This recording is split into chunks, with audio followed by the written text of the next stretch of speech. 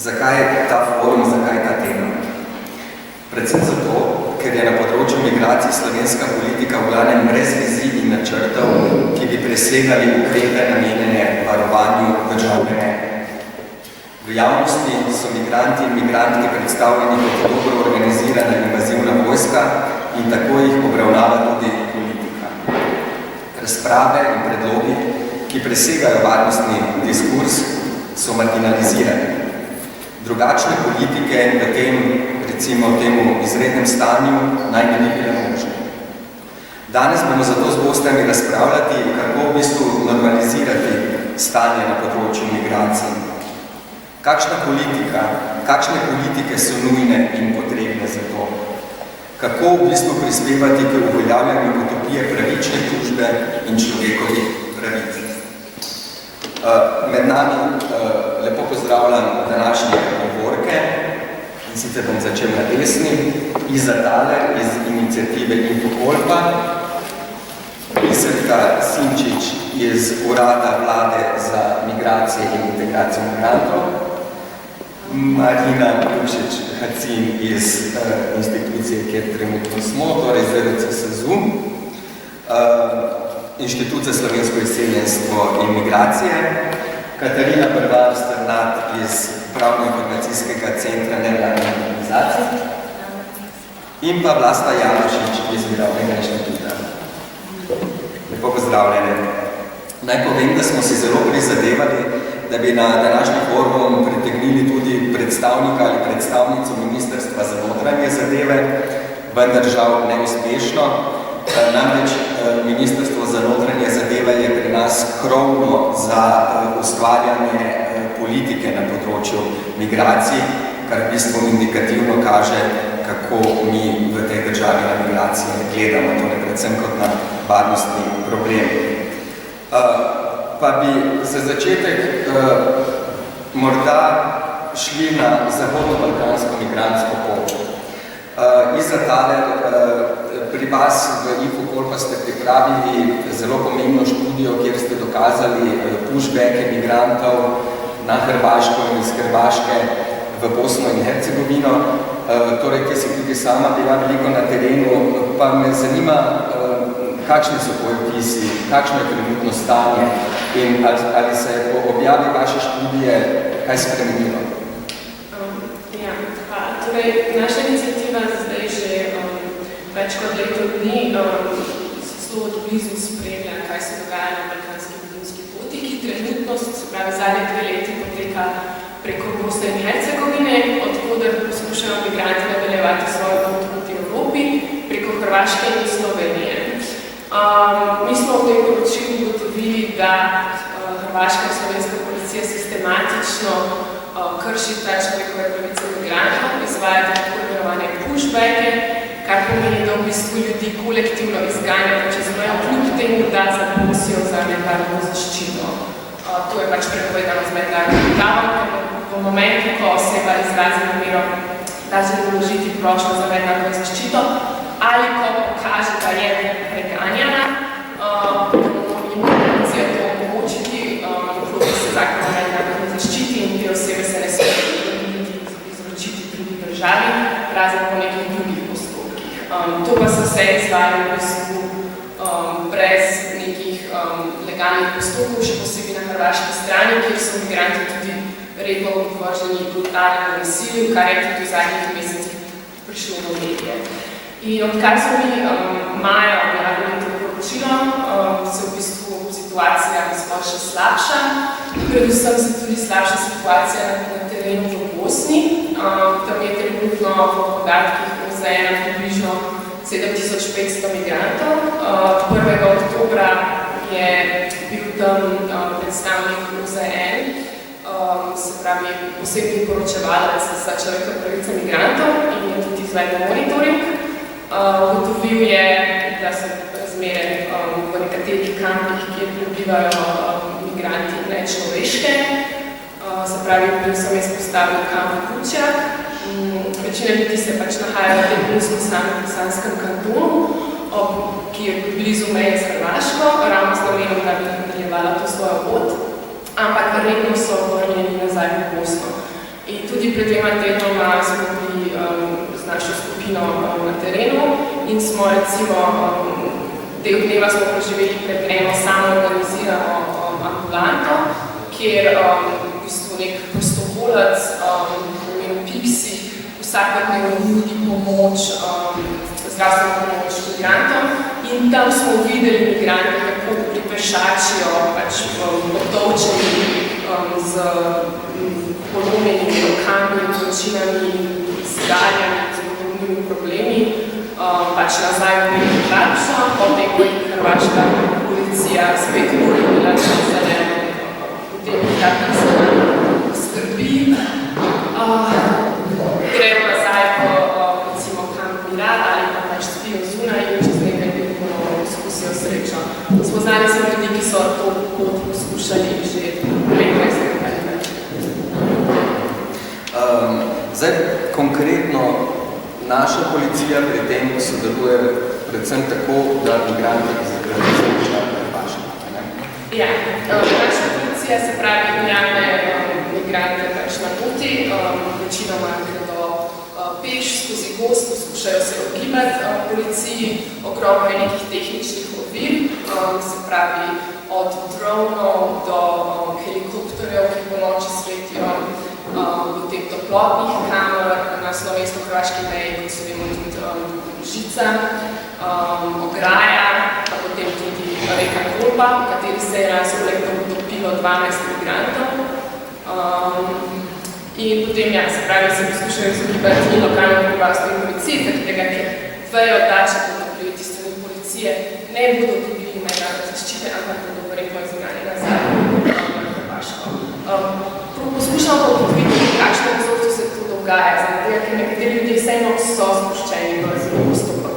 Naprimer, večinoma družine ali pa mladoletniki brez spremstva, njih v večini policija vseeno odpelje v azilni dom, čeprav vsaj tudi primeri, kjer mladoletnikov brez spremstva ni odpeljali, ampak jih izročila nazaj Hrvaški.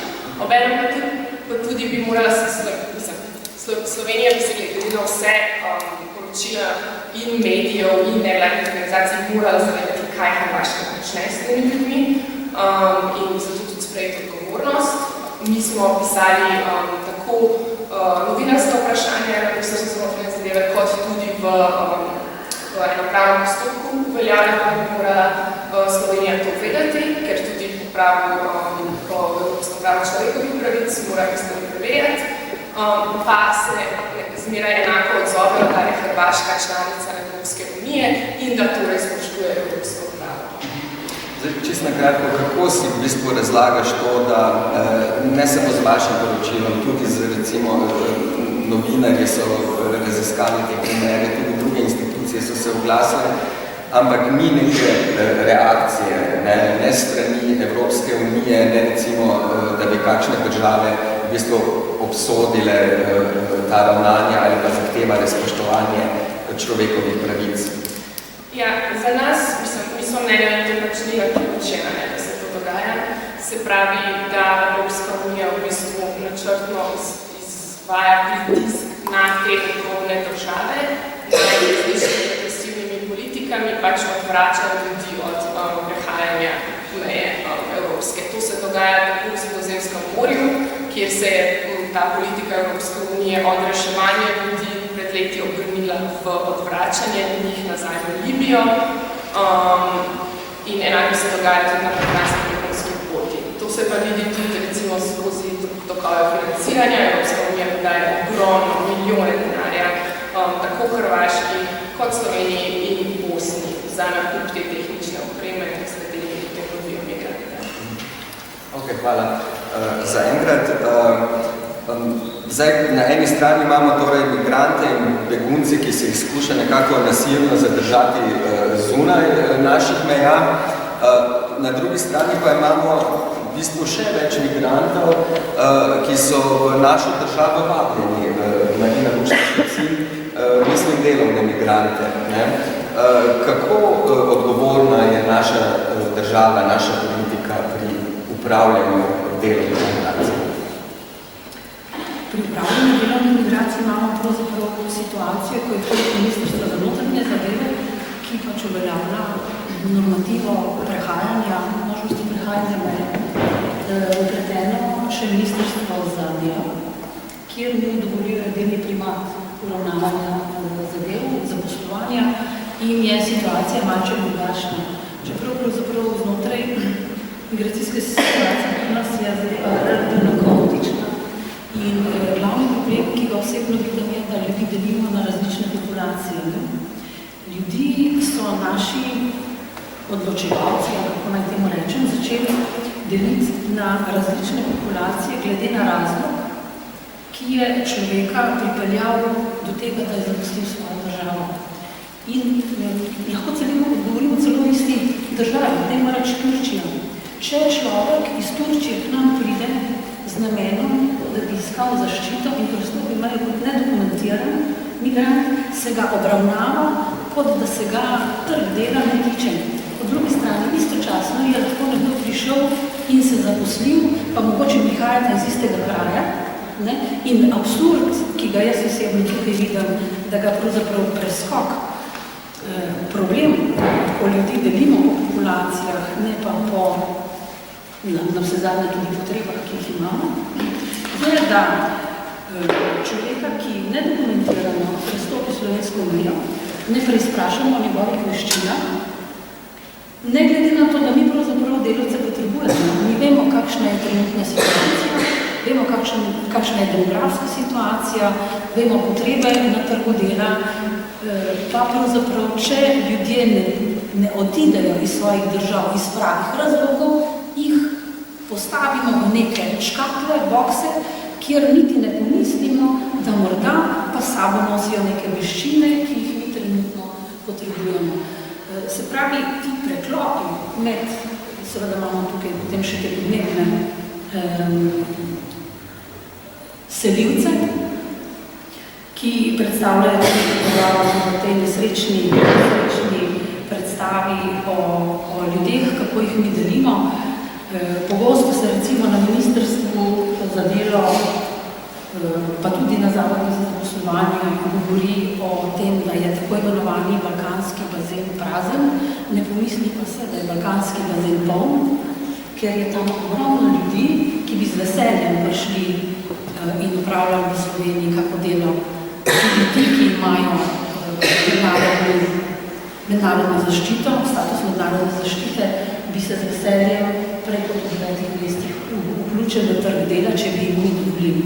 Se pravi, če bi se učili iz zgodovine, tudi iz primerov Slovencev, ki so recimo po drugi svetovni vojni odšli v avstrijska taborišča, ker so bili pač na napačni strani, vojaški strani, in so zbežali v Avstrijo, recimo Avstralija je takrat v ta taborišča prišla z komisijami za zaposlovanje, kjer je preverila veščine in ti ljudje, ki so iz Slovenije odšli kot politični begunci, politični migranti, so pravzaprav v Avstralijo prišli kot delovni migranti. Se pravi ta in jaz osebno pravzaprav ne vem, kaj bi potrebno še narediti, da bi dopovedal odločevalcem ali pa birokratom ali pa ljudem, ki uravnavajo dinamiko ravnanja z ljudmi, ki prihajajo k nam, da to so populacije, ki v svojih državah so upravljali določene stvari, sami nosijo določene veščine, seveda lahko da potrebujejo prekvalifikacije, pa vendar bi jih bilo potrebno začeti gledati na ta način. In pri nas nekako ni medvladnega, medresorskega usklajevanja v povezavi s potrebami, ki jih imamo. Če zelo utilitaristično razmišljam, mimo tega, da pravzaprav osebno nisem na teh pozicijah, ampak dajmo zakopasti utilitaristično, pa šele potem iti korak naprej v kritiko tega. Zdaj, tukaj tudi na področju delovnih migracij je spet padlo na kategoriji. Ena taka zelo problematična zadeva so ti napoteni delavci. Kakšno je stanje na tem področju? Zdaj, če gremo čisto na delovne migracije, pravzaprav običajno se govori predvsem o delavcih, ki delajo v Sloveniji in so podatki o njih javno dostopni. Znotraj tega pa se pravzaprav skriva še populacija napotenih delavcev, ki je povezana ali s podjetji, pogosto pa z agencijami za posredovanje dela. To je pravzaprav populacija ljudi, kjer najdemo tudi Slovence, pogosto pa sploh v gradbenem in industrijskem sektorju ljudi, ki jih zaposlijo slovenski podjetniki, podjetja ustanovljena v Sloveniji, z namenom, da potem posredujejo po Evropi delovno silo znotraj nekih podizvajalskih nalog. Težava pri tej populaciji ljudi je, da so nekako skrita populacija, ker po Evropi ne hodijo več kot selivci ali migranti, ki so upravičeni integracijskih mehanizmov, ampak Slovenijo zapustijo v sklopu tako imenovanega prostega pretoka storitev. Se pravi, ni več prosti pretok dela, ampak je prosti pretok storitev. In prosti pretok storitev, napoteno delo pod izvajalsko v tuji državi lahko poteka tudi do 5 let v posebnih okoliščinah, kar pomeni nek delavec je v tujini, se pravi, človek, ki je prišel z Bosne, zaposlen v slovenski firmi, poslan v Nemčijo, lahko tam dela 5 let, pa ni upravičen integracijskih mehanizmov v Nemčiji, kar je upravičen v Sloveniji, tukaj ga pa ni. In jih torej ne more izkoriščati. To je prvi problem, da so pravzaprav izgubljena ali pa neka sibalisa znotraj integracijskih mehanizmov. Drugi problem je, da pravzaprav zaradi neusklajenosti inšpektorata za delo, kjer se normativno zaščita delavcev konča z nacionalno mejo, pravzaprav pride do tega, da je ta populacija zelo ranljiva in zato tudi pogosto izkoriščena. Šele z novo direktivo se je delno začelo delati korektiv in se skuša delavce zaščititi, ker, če karikiram in zelo posplošim, se pravi, bosanski delavec, ki je preko slovenske firme poslan recimo v Nemčijo, ne more biti predmet zaščite nemškega inšpektorata, ker je v pristojnosti slovenskega inšpektorata, slovenski inšpektorat pa ga v Nemčiji ne more zaščititi. Se pravi, to je neka taka pravna, neurejena siva lisa, ki jo zdaj sicer skušajo urediti, na evropski ravni pa še vedno ne zaprosto. In tukaj recimo iz Slovenija je pravzaprav uvodnica poleg Poljske, je Slovenija glede na to, da smo mala država, mi recimo na leto imamo 150 do 180 tisoč napotitev, v lanskem letu pa tudi 2 leti nazaj. To je ogromno ljudi, glede na to, koliko nas je. In zdaj, če še prikličete v spomin številko o nezaposlenosti v Sloveniji, pogledajte, koliko nezaposlenosti se reši na račun napotenega dela po Evropi. Delno sicer tudi na račun se pridobiva nova delovna sila, pa vendar je to en tak zelo velik mehanizem, ki pa odvaja davke v Sloveniji. Zdaj slišali smo, kako nekako država upravlja z migracijami na različnih področjih ali pa tudi ne upravlja. Letos je sprejela tudi migracijsko strategijo. Katarina Bervar-Sternad, kako v bistvu ta strategija odgovarja na te izzive, ki ste jih predstavili Lisa in pa Bernarda?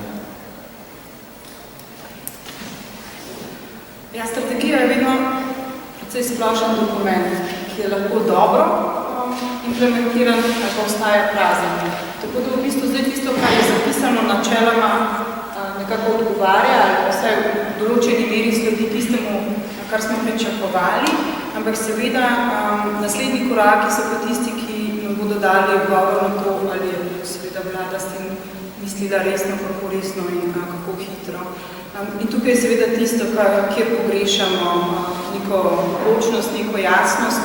Ne vidimo v resnici, da je vlada nekako mislila in čutila to strategijo. To je pač bolj lep dokument, ki ga je vlada obljubila, da ga bo sprejela prejšnja vlada in je pač ta uresničila to obljubo. Jaz politiko trenutno na področju migracij vidim predvsem kot brezglavo. Nekako odgovarja na trenutne zahteve največkrat civilnih iniciativ, ki so zelo glasne, in trde v tem, kar pričakujejo. Vlada pa potem hiti odgovarjati in pomirjati to razburjeno množico, namesto da bi pogledala širše, daljnosežneje, kako v bistvu ti procesi ali pa ta vzkipevanja lahko škodijo na dolgi rok. Namreč tukaj je seveda njim to, da je to tukaj zelo lahko nabirati politične točke. Govorimo o družbeni skupini, ki nima svojega glasu. V resnici smo mi njihov glas in zgolj mi tisti, ki lahko povemo, kako zaščititi njihove pravice in interese in kako naj vlada to naredi, ker volje na strani vlade v resnici ni. In to smo nekako seveda začeli že v lanskem letu spremljati, ko so prišle prve poročila o tem, da se je spremenil trend vračanja prosilcev za mednarodno zaščito na meji. Ko smo začeli to raziskovati, opozarjati, že takrat smo upozorili tudi seveda, da je Slovenija odgovorna za vračanje teh ljudi v Bosno in Hercegovino. Že takrat so tam vladale nehumane razmere in to je seveda spet nekaj, kar je težko povedati politični oblasti, kakšno odgovornost v resnici ima. In to, kar je povedala Iza, zdi se, da je samo še slabše, da nekako, kot da vpijemo v prazno. Lahko sicer rečemo, po drugi strani, kaj bi še bilo, če nas ne bi bilo in če ne bi bili aktivni na tem področju, kakšne bi bile številke šele takrat. Torej, teh aktivnosti nikakor ne smemo opustiti. Mi smo seveda ta deležnik, ki vlado opozarja, nastavlja v ogledalo in seveda opozarja na odgovornost, ki jo ima. Je pa seveda v zadnji fazi vprašanje, kako bomo terjali in klicali k tej odgovornosti. Tudi, naprimer, če strategija ne bo implementirana tako, kot menimo, da mora biti in koga bomo seveda klicali k odgovornosti. Prejšnjo vlado, zdajšnjo vlado, bodočo vlado. Kaj, naprimer, narediti z takšnimi primeri, kot je bilo v primeru zadnje vlade, ko je na zadnji dan mandata ministrica vrgla bombo v prostor, pa naprimer dovolila oziroma spodbudila sprejem zakona, ki je zdaj seveda del zakona, ki je razveljavljeno. No, vse to je v bistvu en del tega problema, po kakšni zakoni se sprejemajo, ampak tudi kakšen status pa položaj imajo nevladne organizacije. V bistvu tukaj opažamo, lahko rečemo, kriminalizacijo nevladnih organizacij in pa same solidarnosti. Vaša izkušnja tukaj je bila dosti težka v bistvu. Ja, v bistvu v trenutku, ko smo upozorili na odgovornost in na odgovornost države za vračanje in za zavračanje migrantov na meji, še posebej pa, ko smo v bistvu upozorili na odgovornost posameznega mejnega policista, takrat je v bistvu ta reakcija bila tako izrazita in se je seveda vrglo to nazaj in se je pod vprašanje postavila naše delovanje, ki v resnici nikoli v nobenem sistemu demokratičnem ne more in ne sme biti vprašanje, ali je nekdo upravičen do pravne pomoči, do podpore, do humanitarne in solidarnostne pomoči. In kako se v bistvu ta igra hitro obrne in kako je pač seveda biti potrebno pripravljati tudi na to. Tega nismo seveda pričakovali takrat, zdaj smo se pa nekako kar navadili, kar je v bistvu zaskrbljujoče. Na napade? Ja, torej, da prihajajo tako strani vlade, bodi si nejasne informacije na pozicijo o tem, kako pomembno naša vloga je in kakšna sploh je, kot seveda strani posameznih članov državnega zbora in seveda stran skrajne desnice, ki seveda kot vprašanje postavljajo še marsikaj. Poglejmo se še na stran v bistvu tistih, ki migracijsko politiko izvajate. Torej, Urad vlade za oskrbo in integracijo migrantov. Nam lahko, Biser Kasinčič, vi predstavite malo vaše delo. Predvsem ste vi zadolženi za področje integracije, torej ta četrto poglavje same strategije. Dobardančno v mojem imenu. Morda je prav, da najprej, glede na to, da v Sloveniji še vedno veliko prebivalcev in državljanov Slovenije na nek način sploh ne pozna pristojnosti Urada za oskrbo in integracijo migrantov. Res je pred 2 leti vlada ustanovila ta urad, vendar ustanovljen je predvsem z namenom in z odlokom, da usklajuje in povezuje delo državnih organov, vladnih in nevladnih organizacij ter drugih organizacij na področju oskrbe in integracije migrantov. Torej, na uradu ne odločamo o nobenih postopkih, niti ne vodimo postopkov. Naša naloga in pravica, dolžnost, kakorkoli želite, je zgolj usklajevanje dela na tem področju z ostalimi organi. Na uradu delujeta 2 sektorja za oskrbo in integracijo. Sektor za oskrbo pokriva azilni dom na Viču, potem izpostavo slednje v Logatcu in pa izpostavo v Ljubljani na Kotnikovi, ter je tudi nad spremno-registracijskimi centri. Medtem ko mi v sektorju za integracijo pa skrbimo za osebe, ki so že pridobile mednarodno zaščito in so nastanjene bodisi v integracijskih hišah ali v drugih kapacitetah na zasebnih naslovih. Če povzamem na hiter, na področju integracije za naše naloge pravzaprav tiste, ki so zapisane v zakonu o mednarodni zaščiti. To so napisane predvsem pridobitve informacije o statusu, pravicah in dolžnostih, potem moramo usklajevati in pomagati pri prebivanju v Republiki Sloveniji, potem pri zagotavljanju denarnega nadomestila za zasebno nastanitev in pa veliko vloge imamo pri pomoči, pri vključevanju v okolje in oziroma pri integracijskih načrtih posameznikov. Za ostale pravice, ki so navedene tukaj, so zadolženi ali opolnomočeni ostali resorji, mi pa smo tukaj, da njihovo delo usklajujemo. Res, da so te pravice pravzaprav na nek način odražene, zapisane, kako naj bi jih izvajali v strategiji. Naš urad je bil opolnomočen in pa pravzaprav zadolžen samo za 4. steber. In 4.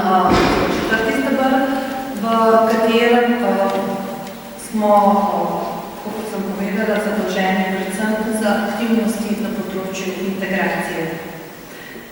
Tukaj smo si zapisali 7 ciljev in med temi cilji na nek način se mi zdi prvi kot temeljni cilj in to je predvsem zagotavljanje sinergijskih učinkov različnih akterjev na področju oblikovanja in izvajanja integracijske politike. Res je, kot je povedala gospa Barvarjeva, da je to na nek način zelo lep dokument. Na uradu se zavedamo, da je potrebno zdaj vse te aktivnosti implementirati v življenje, vendar zato pa res potrebujemo pomoč vseh sektorjev. Predvsem potrebujemo voljo in dvostranski proces vseh migrantov, ki si na nek način morajo želeti biti integrirani v našo službo, v našo družbo in predvsem potrebujemo tudi na nek način sodelovanje in veliko podporo tudi nevladnih organizacij. Skozi vso strategijo lahko začutimo, da je nakazana na nek način velika aktivnost nevladnih organizacij, ki jo bomo potrebovali pri implementaciji slednje strategije. Res je, da kljub temu, da se mi zdi, da povzemo vse to, kar so danes že povedali sogovornice, vse pomanjkljivosti, na katere so opozorile, je še vedno tukaj veliko prostora, da skupaj z vsemi lahko to implementiramo, ampak zgolj in ob pomoči spreminjanja kulture vseh državljanov. To res ne bo prišlo čez noč in brez tega, da kot družba ne bomo tako zreli, da bomo prepoznali nujnost implementacije ciljev, ki so zapisani v strategiji, na nek način bomo dosegli česa. Zdaj, če prav razumem, v bistvu so vaša ciljna skupina izključno prosilci ali pa bivši prosilci za azil, za mednarodno zaščito. Naša ciljna skupina, pravzaprav vseh za integracijo, so že vseh prosilcev, ki imajo priznano mednarodno zaščito. In tudi strategija četrti cilj, katerega smo nosilci mi, pravzaprav nam daje omogočenje samo za te osebe, ker je integracijska strategija. Tako jaz tukaj lahko govorim samo o tem, za kar smo opolnomočeni na uradu in imamo tudi kot glavno povezovalno vlogo pri implementaciji vseh sedmih ciljev, izjemoma dejavnost na področju izobraževanja, kjer je Ministrstvo za šport, izobraževanje šport. Skratka, z nekimi skupinami, kot je albanska skupnost in tako naprej, se vi ne ukvarjate. Seveda, če so oni tudi osebi, ki imajo priznanje mednarodno zaščito, seveda vse. V primeru, da so delovni migranti, potem pa... Zaenkrat ne, ampak spremenite zakon o mednarodni zaščiti, oziroma so že, da bomo takrat na uradu mogli skrbeti za vse migrante, tako ekonomske, kot tudi ti, ki imajo pa jih že tako pripravljati. Dobro, hvala za enkrat tudi vam. Pa še tebi bi vprašal, Vlasta, zdaj glede na to, kar smo slišali. Aha, ja, bom potem sem, da zastavim. Zdaj glede na vse to, kar smo slišali, lahko imamo v bistvu mešane občutke. Obstajajo neke strategije, obstajajo zaščitni mehanizmi, po drugi strani vidimo res hude kršitve človekovih pravic, migrantov, beguncev, begunk. Tudi, če pogledamo celotno politično situacijo, nekako smo lahko pravičeno zaskrbljeni, ampak po drugi strani potem nekako spet ugotavljamo, da smo nek otok normalnosti še, če se primerjamo z nekimi drugimi vladami ali pa državami v regiji. Kako bi ti razložili te paradokse? V bistvu, ko sem zastavil že prej več vprašanj, sem si jaz nekako strukturirala to, pa sem v bistvu to vprašanje posvetila pravzaprav zelo malo časa, ker sem se hotela vrljati na njega skozi druga, ampak mislim, da je že bilo kar nekaj rečeno. Prvič, da je migracijska politika kaotična, drugič, jasno vidimo, da migracijska in integracijska politika sta izrazito ločeni, za kar obstajajo razlogi, ki jih bom skušala predstaviti. Mogoče, da kar si pogledate tudi tole, kar že tukaj gor visi, očitno, kot slajd. In seveda, jaz bi rekla tako, če bi, to se vse skupaj dogaja v kontekstu Evropske unije, seveda, ki ima že dokaj, poleg tega seveda, da se dogaja ta sekuritizacija in kriminalizacija migracije tistih, ki sodelujejo nekako pri pomoči tistih, ki so potrebni pravne pomoči, se seveda dogajajo tudi evropske politike, ki pravzaprav, po mojem mnenju, v zadnjem času sem se z razvojem Evropske unije kar ukvarjala na področju integracije, sploh niso slabe. Ključni problem, po mojem, je ta, da te strategije do držav članic sploh pridejo, da potekajo pač, kot vemo, po OMC principu, za tiste, ki ne veste, na razne restriktivnih politik, ki zadevajo pač vprašanje varnosti in meja. In ta open method of coordination seveda je nekaj, kar poteka izjemno počasi in poteka preko izmenjave dobrih praks in predvsem. In te dobre prakse seveda ostajajo na nivoju Evropske unije, v številnih državah jih prakticirajo, ampak preprosto to gre počasi in seveda zadeve se ne zgodijo hitro. In po mojem mnenju je pač tako, da če bi Slovenija zgolj upoštevala tistih, mislim, 12 principov, skratka, Common Basic Principles of Integration Policies, teh skupnih glavnih principov Evropske unije na področju integracije, bi mi praktično glede na to, o čemer govorimo, da mi želeli tukaj v raju. Tako da, skratka, na tem področju jaz sploh nisem kritična zelo do Evropske unije in mislim, da zgolj, če bi implementirali to, kar kar obstaja kot smernice, dobre prakse, recimo, če si greste pogledati samo evropsko stran o integraciji, ne?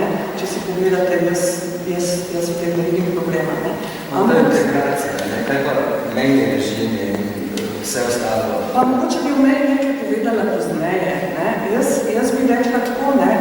Slovenija je vedno na področju teh politik nekje na sredi, ne, se nahaja, ampak to nam nič ne pove samo po sebi. Ne.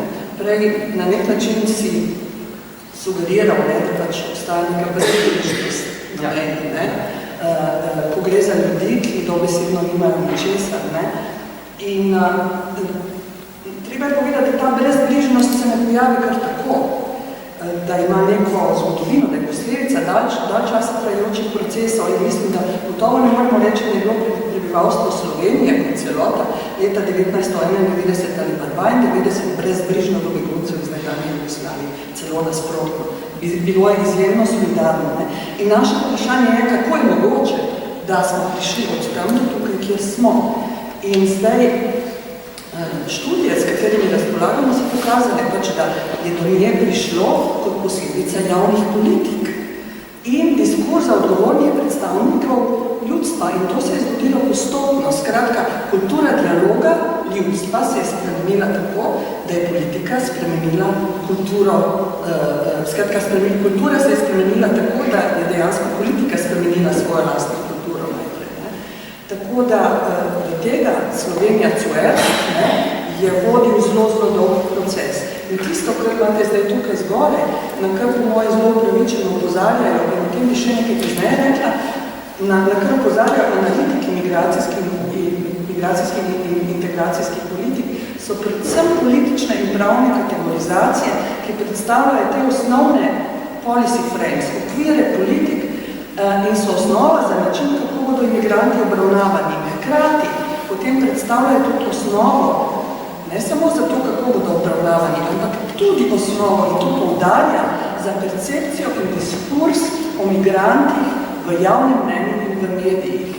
Zdaj pa te kategorizacije, ki jih imamo tukaj zgore, so seveda pogojene s kolonialno, imperialno in ne nazadnje tudi diskriminatorno, pogosto rasistično percepcijo tistih, ki naj bodo zdaj žargon v Evropski uniji zaradi te kategorizacije legitimni in katastrofa je, da govorimo s takimi besedami in prej smo že bili opozorjeni na to, imigranti in tistih, ki bodo nelegitimni in posledično deklarirani kot neregularni migranti in torej kriminalizirani in ki jih nihče ne bo pogledal, ki po nobeni poti ne bodo prišli do integracije, ni variante. In sama menim, da ni nobene potrebe in tudi ne pravne osnove za kriminalizacijo migracij, to so nekateri pravni filozofi, kot recimo Alessandro Spena tudi pokazali in dokazali, ampak seveda, če tega ne govorimo v javnosti, potem seveda imamo kar problem, ker kriminalizacija se je že zgodila in ima posledice ne le za migrante, ampak tudi za same državljane in to mislim boljše, da govorimo za nevladne organizacije in o tem sem že pisala in govorila, nimam časa govoriti o tem. Skratka, te kategorizacije so osnova za to, kako bodo ti ljudje, ne, kot se pogosto poudari, dojeti ali kot legitimni in regularni migranti ali kot oportunistični ekonomski neregularni migranti, ki samo iščejo priliko, da bodo izkoriščali naš socialni in politični sistem in ga seveda na nek način, kar je že tehnika zrcalnega obtoževanja, kar je izjemno problematičen ideološki diskurs, skratka na koncu tudi porušil, če jih ne bomo prepričali, če ne bomo nekaj naredili, da jih ne bomo tako naprej. Tako da, to je to. Zdaj pa je integracija sploh možna? Ja. Znotraj tega seveda je možna in še kako potrebna, vendar pa se moramo zavedati, da velik del ljudi, ki dejansko že tu in ki že dlje časa živijo v EU, pač zaradi te scheme iz integracijskega režima izpade in tisto, kar je naš problem, je, da ravno to je tisto, kar ni varno. Čeprav nam govorijo nenehno, da to, kar je problem varnosti, je dejansko to, da se jih ne ustavi že na meji, če že govorimo o varnostnem diskurzu in perspektivi tudi nezdržno, ne za njih in ne za državljane. Ne. Spet smo že slišali, kakšni so utilitaristični ekonomski problemi. Ali gre zdaj pri integraciji za poskus čiste, skratka, poleg tega gre tudi za to, kako se integracijo razume in prakticira. Ne? In to je naslednji problem. Ali gre za poskus čiste asimilacije in prelaganja odgovornosti za vključitev v družbo, naj se vključijo, če hočejo, če pa nočejo, da so si sami krivi, ali pa gre resnično za to, kar EU zagovarja od akcijskega plana dalje in nekaterih dokumentih še prej, da naj bo integracija dvosmerni ali celo trosmerni proces, kjer gre za dvostransko odgovornost in to je bilo že omenjeno. Gospa Senčič je omenila, da pač Urad za integracijo razume to kot dvostranski proces na nek način med sprejemajočo družbo in pa imigranti. Seveda je to vprašanje problema tukaj, ali bomo res najprej s kulturo vseh državljanov spreminjali ali pa kulturo tistih, ki so odgovorni za politiki. In še dva stavka bi rekla. Skratka, ali pa gre celo za trosmerni proces, kjer vključimo izhodne države v ta proces in se z njimi pogovarjamo, seveda, v katerem bomo tisti, ki naj bi integrirali, razumeli, da gre za interkulturni proces, od katerega bomo, če se izrazim najbolj surovo, ekonomsko, utilitaristično, vsi lahko profitirali. Ali pa bo integracija razumljena le kot učenje našega slovenskega jezika in kulture in seveda bo temeljila na odnosih več in manj vrednosti. Skratka, gre za to, da bi deležniki morali začeti razumeti, da to preprosto več ne gre, da je to nezdržno.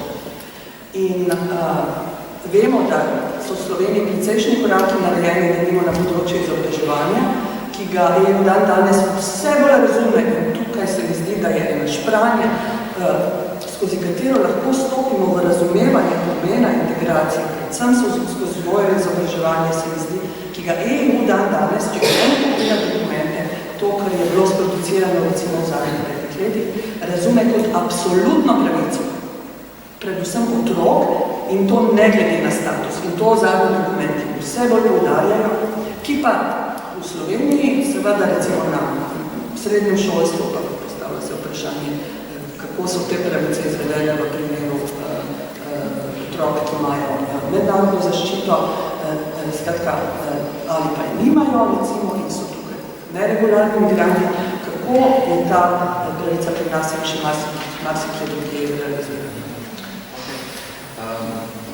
Tako zdi se mi, da smo zdaj v tem prvem krogu postavili eno vredu diagnozo, pa najprej me zanima, ali bi katero od vas želela pokomentirati, kar je bilo izrečeno. Ja. Jaz bi dodala temu, ki je bila pravzaprav postavljena stavke, kjer je opisala situacijo na nivoju Evropske unije in kaj se recimo zgodi, pa tudi tukaj danes delamo, kaj se zgodi pri prevedbi vseh teh stvari v slovensko okolje je, da nimamo razčiščeno korektne rabe besedišča, že neki migracije delamo in to se potem skozi nevednost, tudi nevednost ljudi, ki delajo politike, žal, nepoznavanje področja, za katero so govorili, se pravi migracijskega področja, reproducira. Ko mi govorimo o migracijah, to so selitve, to so tako izselitve kot priselitve. In strategija migracijske politike bi morala, to je nadpomejka, ki bi morala v sebi vsebovati tako Slovence po svetu kot ljudi, ki so prišli k nam. Se pravi, celoto politik ene države, ki bi morala v moderni državi slediti iste demokratične principe mišljenja do raznolikosti. Kot pričakujemo za naše druge, bi bilo pričakovati, da ustvarjamo pogoje za tiste, ki prihajajo k nam, ne glede na razloge, zakaj so zapustili svoje okolje. Ne?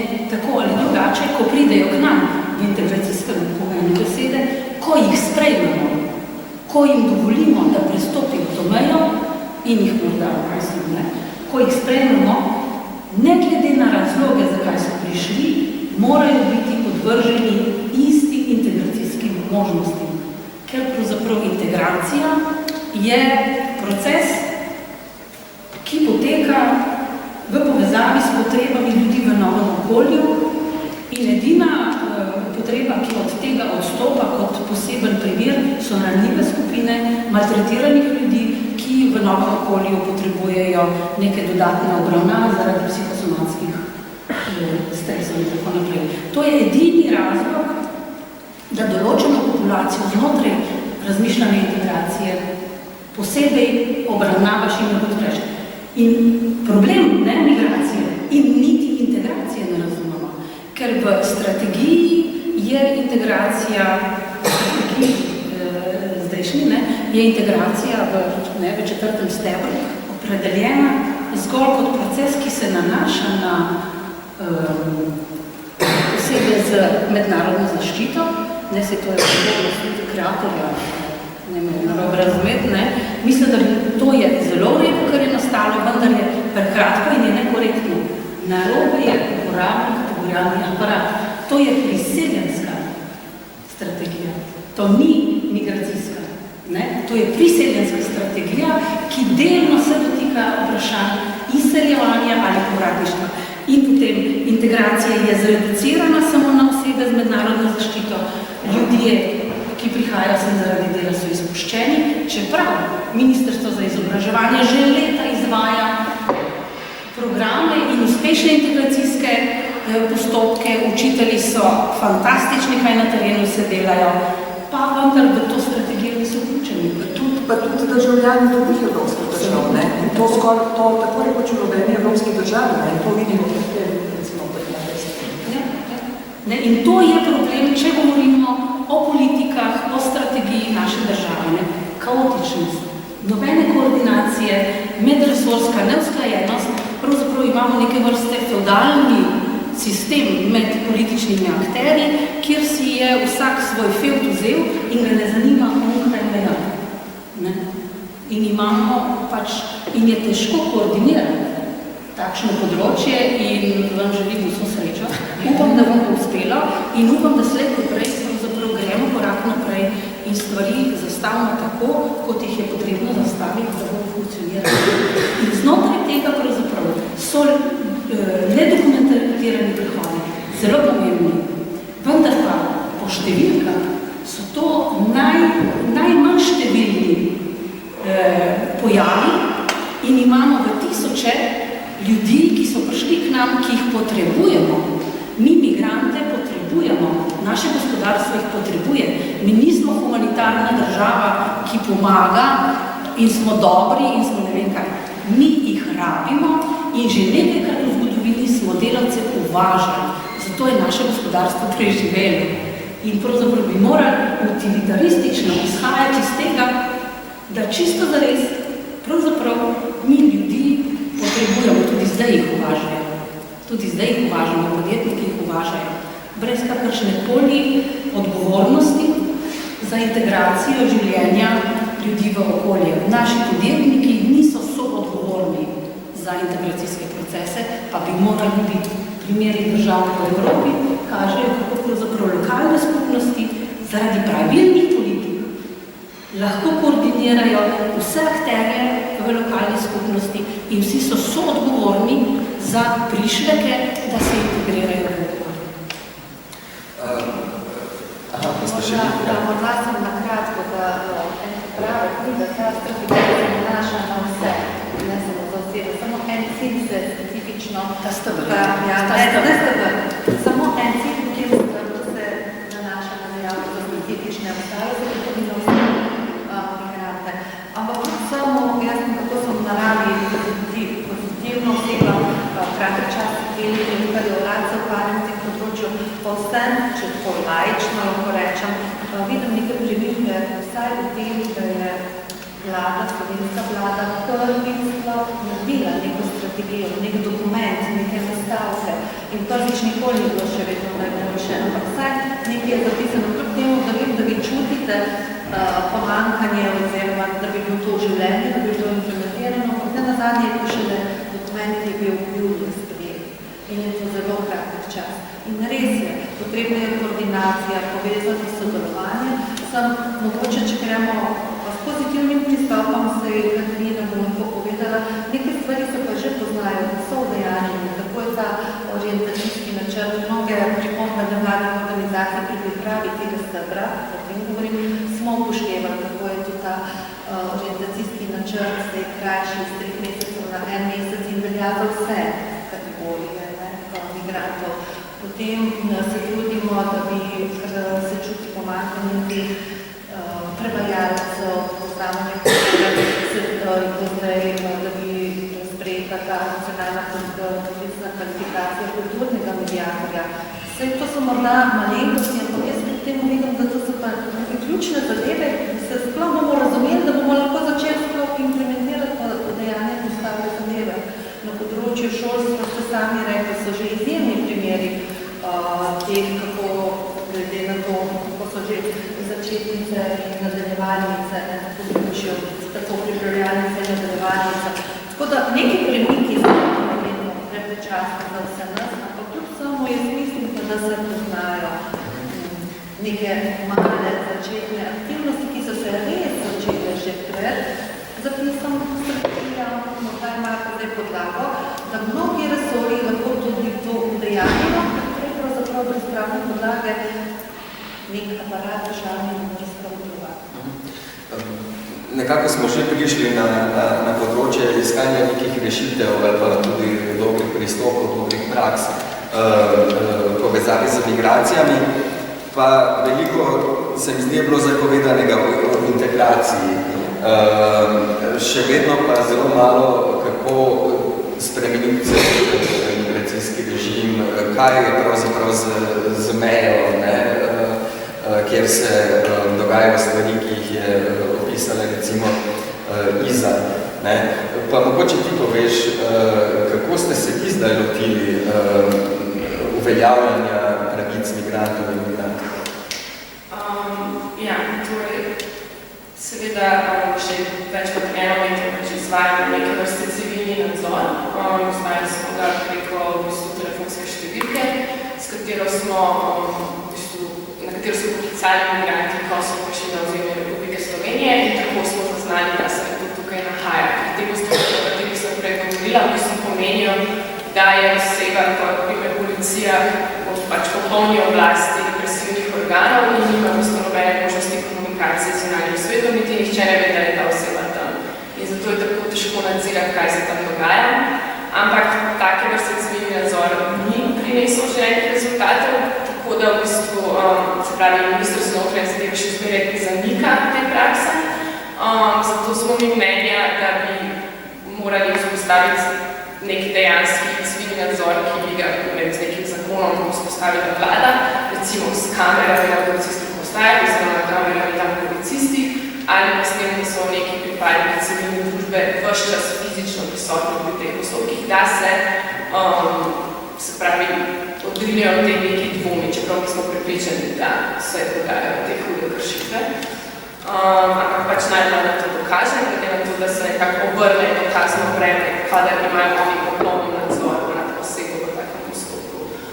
Poskušamo tudi z pravnimi postopki, se pravi preko sodišča, ampak v bistvu je to zelo težko, ker tukaj gre za neko sistemsko ravnanje v pravnih postopkih, se pravi, na sodišču pa se pač zastopa eno stranko v postopku, obenem pa gre za osebe, ki se pravi ne nahajajo na ozemlju Republike Slovenije, ker so bili izrečeni Hrvaški, pogosto nimajo dokumentov, njim v interesu, da bi zdaj v Sloveniji uveljavljale neko pravo in reševali situacijo našega, naš notranji problem. Ne.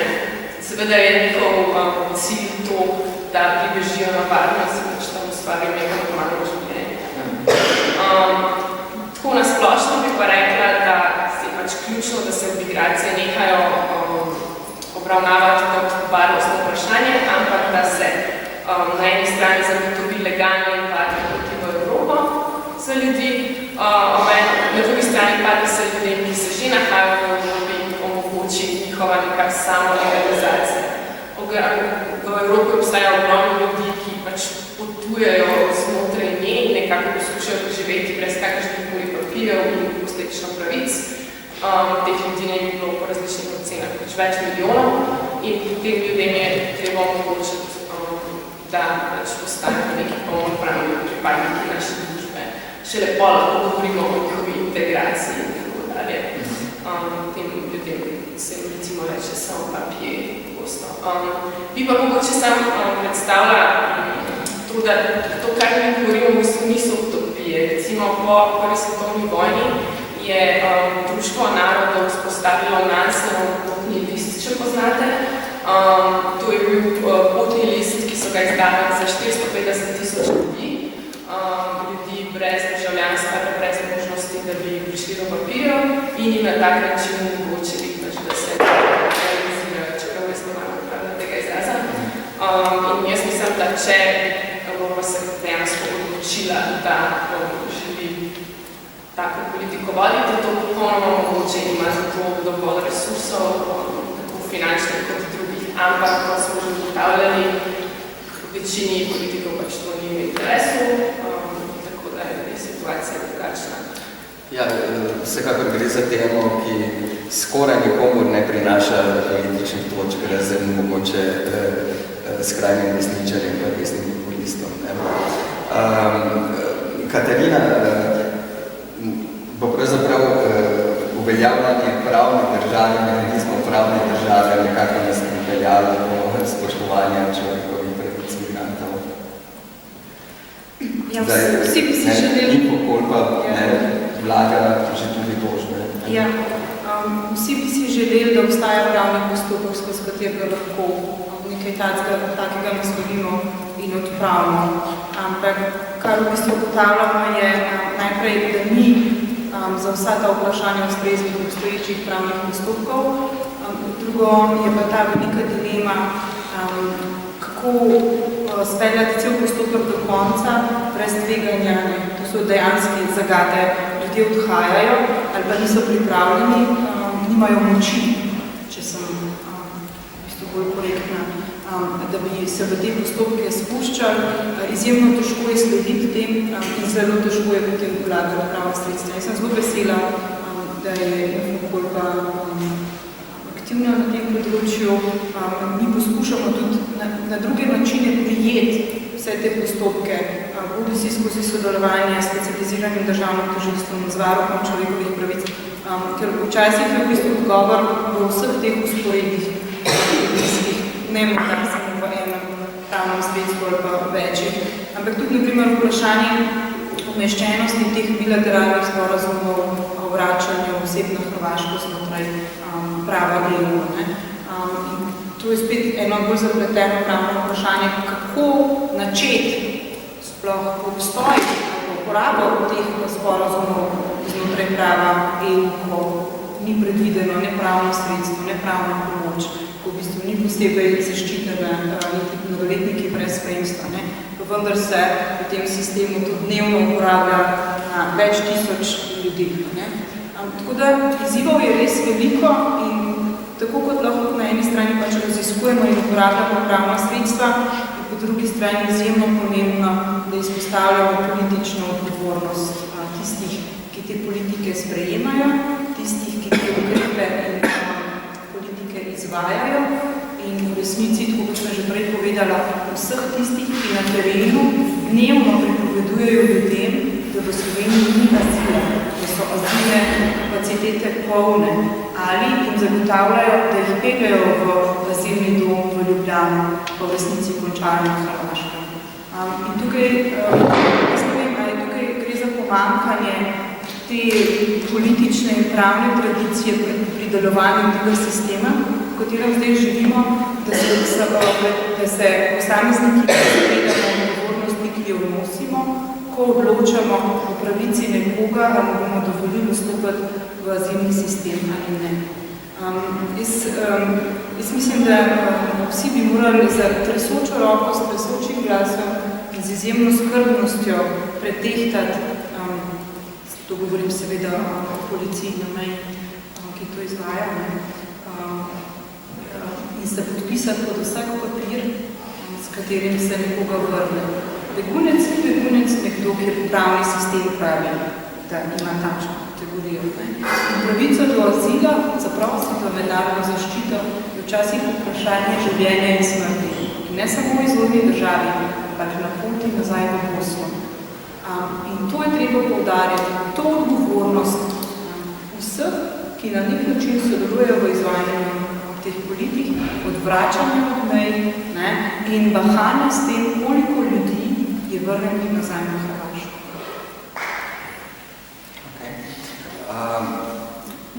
Vlasta, kaj bi ti rekla, kaj so v bistvu odgovorne politike na področju migracij, tako v odnosu odnosu do, recimo temu, medije, do samega migracijskega režima, kot v odnosu do vprašanja integracije? Najprej bi rekla to, da eno od ključnih problemov pri tem je, da se država vse bolj razume kot lastnino, ne pa kot politični in pravni okvir skupnega življenja enakih. In seveda tovrstne prakse niso nevednost, ampak so posledica, jaz spet podarjam to, da gre za posledico nekega političnega diskurza oziroma agenda sveta, postavljanja političnega dnevnega reda, kateremu smo nenehno prisotni. Skratka, ne gre za nevednost navadnih državljanov. Navadni državljani niso nevedni. Zdaj, v namen tega, da to pokažem, bi rada nekaj statističnih podatkov povedala, ki so meni bili osupljivi, ki sem šla gledati statistiko o javnem mnenju namreč. Namreč študije so pokazale za jasen prepad med javnim mnenjem javnosti in migracijskimi in integracijskimi politikami. Nedavne študije javnega mnenja kažejo, da ljudje nimajo tako odklonilnega stališča do imigracije, kot se domneva. Ampak, kaj je problem? Nenehno poročanje o tem in grajenje pomembnosti teme na agendi sta tista, ki povzročita, da anti-imigrantske stranke profitirajo so bolj popularne. Zdaj, to meji na, to je na meji, to je čez mejo, če že govorimo o meji, pa bomo pozneje še o meji govorila, rada bi o meji malo več povedala kot o tem, to je čez mejo tega, kar se imenuje gola navadna politična propaganda. To je to. In zdaj, če mi pogledamo, predstavljajte si, zdaj, RTV, televizija, razno, več televizij, medijske hiše nam servirajo podatke o tem, koliko imigrantov je prečkalo mejo in nenehno, če so ali so povzročili kakšne probleme ali kazniva dejanja in tako naprej. Predstavljajte si, da bi te televizije ali drugo sveta, da bi tedensko, vse tedensko, ne vsak drug pa tretji dan, poročale o tem, koliko nasilja se je zgodil v družinah v Sloveniji. Ali se vam ne zdi, da bi to postal problem prve vrste? Pa vsi vemo, da je mrtvih več v družinah in v družinskem nasilju, kot pa kot posledica vdora migrantov. In recimo, da bi nam nenehno posredovali, to zdaj deloma že dela, zato ker je tudi postala tema, ki je mogoče veljala, o ogroženosti okolja. In ta situacija vodi seveda v verjetje, da EU ne stori dovolj za kontrolo meja in to je tisto, kar je potem pomembna agenda. In zdaj obenem, kljub temu, da ljudje nimajo nekih posebno močnih občutkov glede migrantov, jih javni diskurs dobesedno sili izbiranje. In to v polarizirano izbiranje, to pomeni. Razmišljanje ali, če ne bomo mi, bodo oni. To je ta tehnika zrcalnega obtoževanja in pa seveda še kot neko železno logiko se nam prikazuje, kot da ne živimo v svetu človeških zadev, kjer so stvari lahko tudi drugačne kot v naravoslovju. Če potem. Kot neka železna logika. In ta logika je za politiko ničujoča, kar vedno proizvaja konflikt. Tako zdaj sem slajd 2, če date, lahko naprej mogoče. Poglejte zdaj, samo to. 2016, kaj se zgodi, ko bi v kolikšnem obsegu naj Slovenije dovolili zajedevanje ljudi z drugačnim narodnostnim izvorom, kot ga ima večina prebivalcev Slovenije. Evo, poglejte, zgolj redkem naj dovoli, kako ta stolpec naraste v trenutku, ko smo soočeni s to vrstno polarizacijo. To ni nobena naravna posledica tako imenovane migracijske krize. To je posledica javnega diskurza. In jaz ustrajam pri tem. In zdaj, še dalje, rezultat, to ni le zanimivost, recimo, rezultat Evropske posebnega eurobarometra v odnosu do integracije, in to morate pogledati v koncu, mislim, da damo še naprej, ker ta je spletna stran, sugerirajo, da dojemanje pozitivnega ali negativnega vpliva migrantov na družbo korelira s dejanskim deležem imigrantov v celotnem prebivalstvu in da je ta korelacija, pazite, sorazmerna. Torej, višji kot je dejanski delež, bolj pozitivno ljudje gledajo, dojemajo vpliv imigrantov in nižji kot je bolj negativno, ga dojemajo.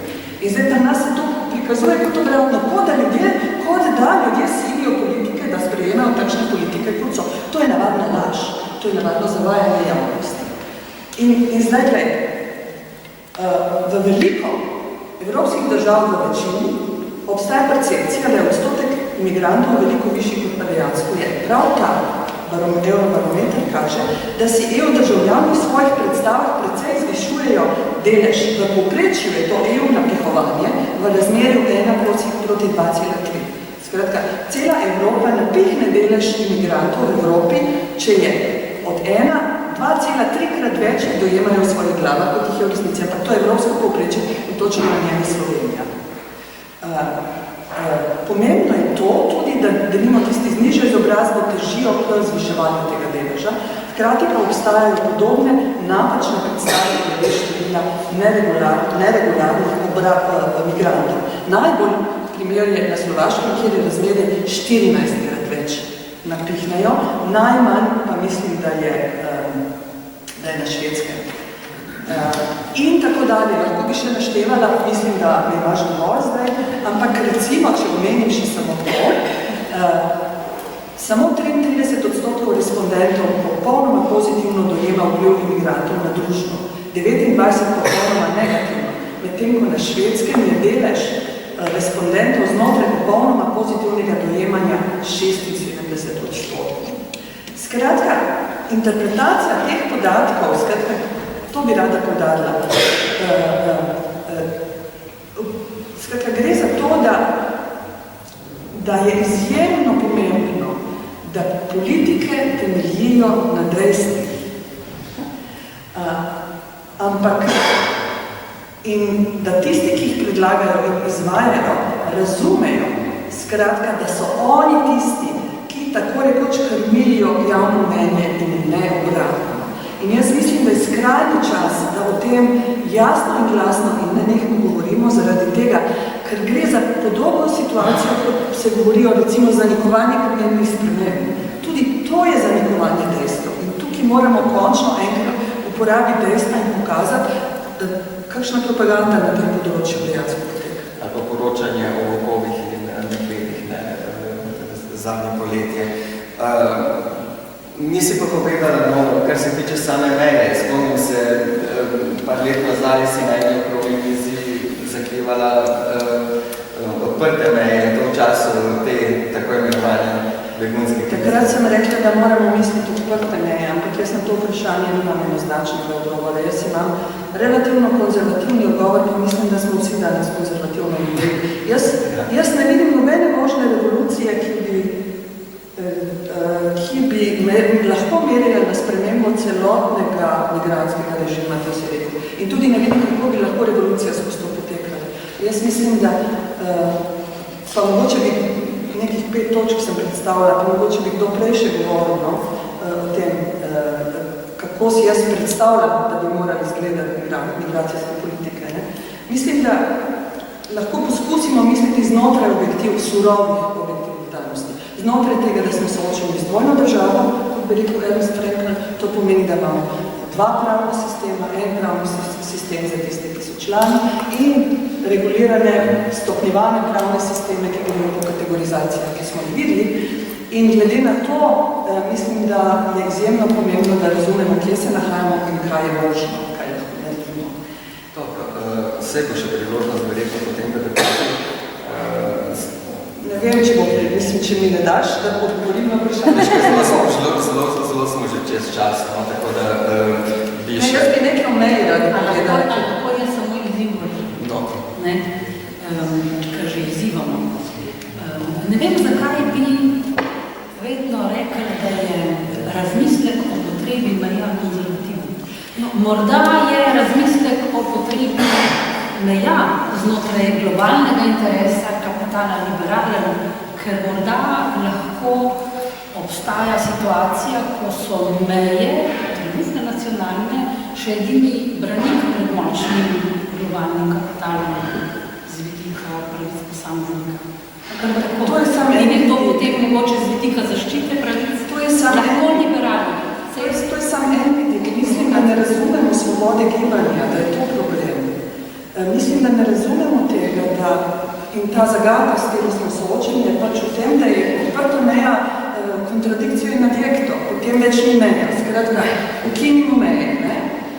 Odprta meja kontradikcijo in adjekto in tista zagata, s tem smo soočeni, pač je to, če citiram Arendt, Hannah Arendt ima danes slučajno 113. dan, Najpomembnejša in najosnovnejša izmed vseh negativnih svoboščin, ki pomeni možnost gibanja brez ujetništva ali omejitev.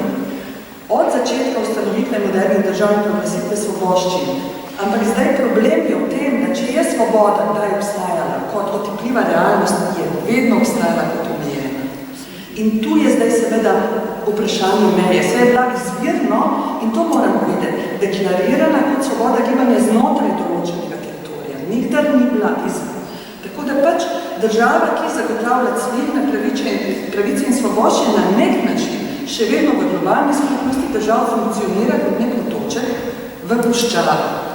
In zdaj seveda, če pogledamo širitev te svobode, je potem povezana z mednarodnimi sporazumi ali pa z nastajanjem federativnih skupnosti. Skratka, s federiranjem povečamo ta teritorij svobode. Zato je tako pomembno, po moje, kot prva točka je širitev Schengena, po moje, tista, ki jo omogoči. Zdaj boste rekli, ja, pa to, potem je spet še ena meja. Seveda je. Ja, ampak katero revolucijo boste pa zdaj izvedli, da boste te meje ukinili? Skratka, kaj boste naredili? Katere pravice bomo dobili z ukinitvijo? Jaz tega namreč ne vidim.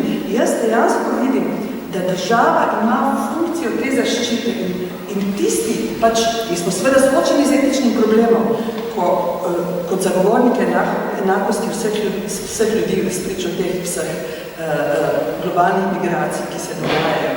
Ampak meja dejansko pomeni, kakorkoli obrnemo, fizično varovanje nekega prostora, politične svobode in določene ureditve.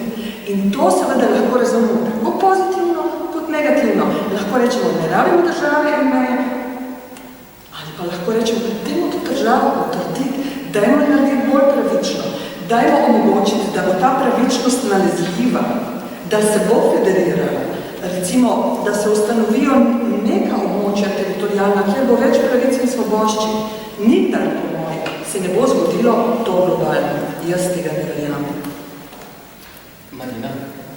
Jaz bi rekla, da meja konstituira svobodo.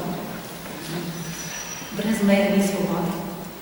Demokracija je zelo, tako da se vlasto strinjam, znotraj se da meje pogajam, tako da razumem z druge strani, pač jaz zdaj obračam. Zato sem provokativno nastavila to, vse slednje vlasta to vstopim. Tako da, ja, vse bi šli lahko v te razmisleke, ampak zdaj smo mogoče bolj v konkretnih zadevah. Mislim, kakšne rešitve vidiš ti, če gremo res na konkretne zadeve, mislim, nek osnovni problem se kaže v tej prosto kategorizaciji ljudi, da se jih umešča v neke skupine, pripisuje določene korpuse pravic ali pa ne. Ja, jaz mislim, da oseben problem oziroma največji problem je, da ljudi kategoriziramo in potem urejamo stvari glede na populacije. Dejansko bi pa morali urejati stvari glede na potrebe in probleme, ne glede na to, katerim skupinskim identifikacijam ljudje pripadajo, katerim skupinam se vrščajo, ali so državljani. Če govorimo o prebivalcih, ki smo jih pripustili preko meje takšne ali drugačne in jih imamo zdaj pri nas, potem je potrebno misliti sistem, ki nekako dela ljudi enake pred zakonom, prebivalce, ne glede na to, katerim skupinam pripadajo, glede na različne potrebe, ki jih imajo. In če bi hotel ta sistem postal, bi morali zadevo misliti vsem drugače. Prvo, kar bi morali jaz seveda na ravni politike, bi morali doseči v državnem zboru konsens o osnovnih etičnih vrednostnih in zakonskih dogovorih, ki bi pravzaprav bili potem implementirani na podsisteme na lokalno raven. In to, kar je vlasta rekla, ne samo javno mnenje, mi veliko hodimo zdaj po terenu. In teren kaže, da imamo v Sloveniji dve vzporedne realnosti. Ena je realnost ljudi, tudi ob meji, kjer nam učitelji, s katerimi delamo, sporočajo, če hočete, Ilirski Bistrici, nekaj dni potem, ko je tam bila tukaj ne upor proti nedokumentiranim prehodom meje, se pravzaprav lokalno prebivalstvo zgraža na mediji, kaj dela z podobo njihovega kraja, ko oni pravzaprav, ko pride do njih, ga oblečajo na hrani. Imamo dve realnosti in imamo totalno odtuljenost politike od konkretnega konkretnega načina, od konkretnega življenja, ki ga ljudje vsak dan živimo. In jaz mislim, da to nam tukaj manjka. Politični konsens, ki bi pravzaprav tudi, ne samo sovražni govor, tako povedano, mi imamo že s tem težavo, mi imamo veliko težavo in pravzaprav ne vem, če bomo zmogli in zato ni možno koordinirati, ker različne stranke posedujejo različne ministrstva, zato imamo federalni sistem. Ne? In to se odraža tudi na migracijski politiki, v širšem pomenu besede, znotraj tega na priseljenski politiki in znotraj tega tako na politiki v odnosu do delovnih migracij, kot na politiki v odnosu do političnih migracij, kot znotraj tega v odnosu do nedovoljenih prehodov meje.